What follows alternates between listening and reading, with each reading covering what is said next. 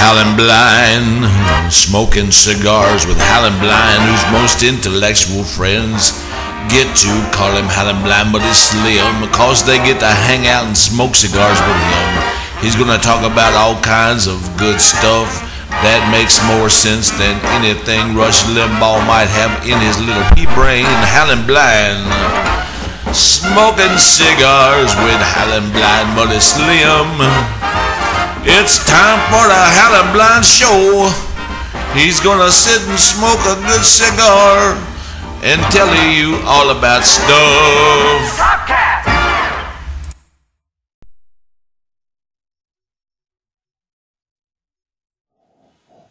Smoke a cigar with Howlinblind.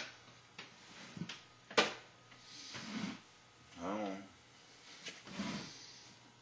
4, 3, 2.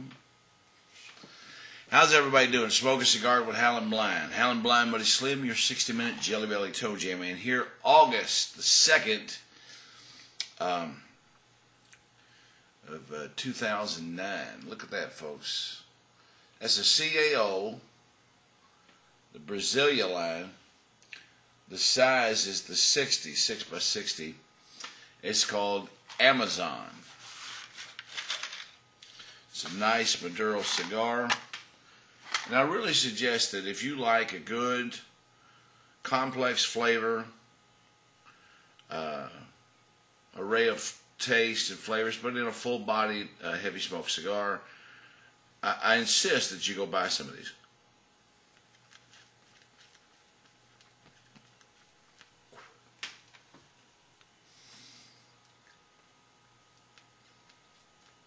We get it going good. So Sunday, I just got back. I went out to my local Frisch's and got their breakfast buffet.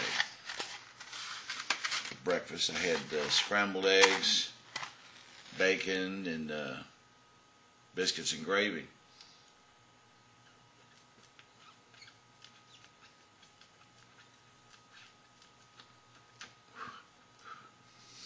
And for a little over $9, not counting tip. You know, I got to go back as many times as I wanted to and pig out. I only ended up getting 2 plates. I was quite full. And I got a soft drink. And like I said, that's not including the tip. I gave it a nice tip because the waitress was very good, very quick there with my soft drink replacements and getting the old plates.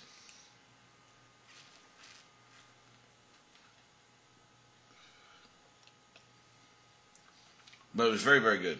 Excellent breakfast. Then I stopped at my local Kmart. Tried to pick up a couple pairs of pants and some shoes. They didn't have any shoes that would fit me. I'm a big monster guy. Leo magazine. This is the new Louisville Eccentric Observer. Been around for years. And they got an article here. It's called Corporate America and Co-opting Local. Very interesting.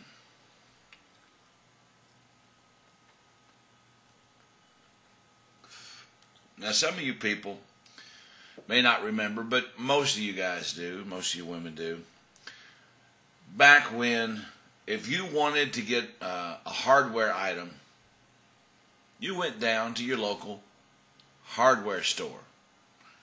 And if you wanted to get paint, you went down to your local paint store, owned by a local individual who lived in the neighborhood or in the town at least. Ran the business, more than likely inherited from his father, and in most cases his sons work there and they will inherit it once he goes on or gives up. Buying local. You know, you go to the local farmer's market if you want good local produce. We have one here in Jeffersonville. I went to it last Tuesday. They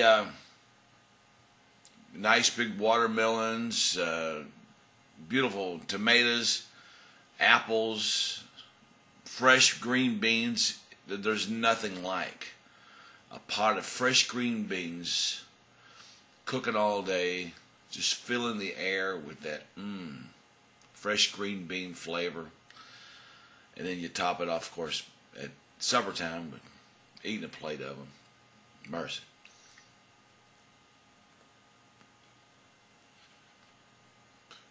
And not that there's anything wrong with going outside of your neighborhood for something you may want.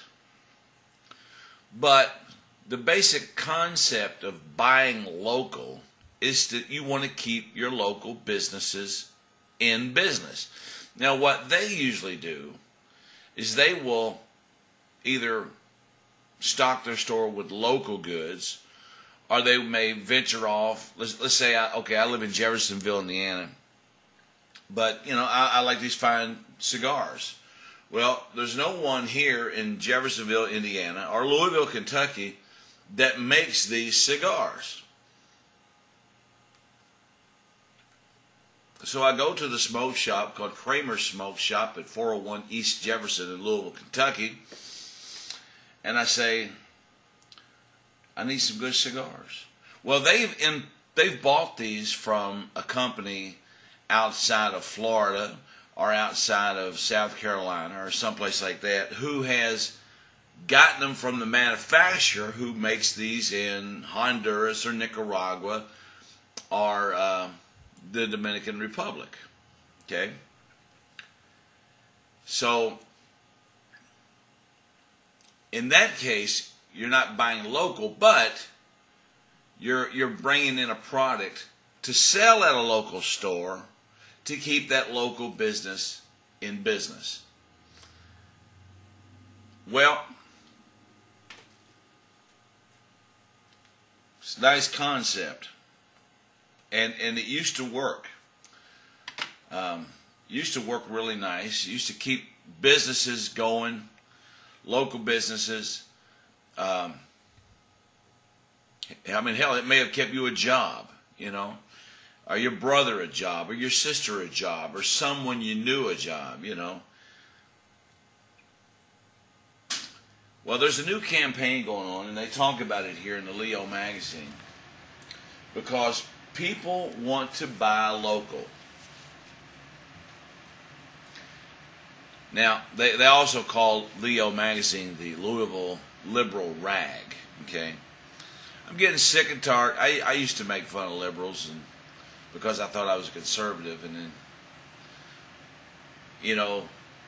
it's not liberal versus conservative. It's not Democrat versus Republican. It's right versus wrong.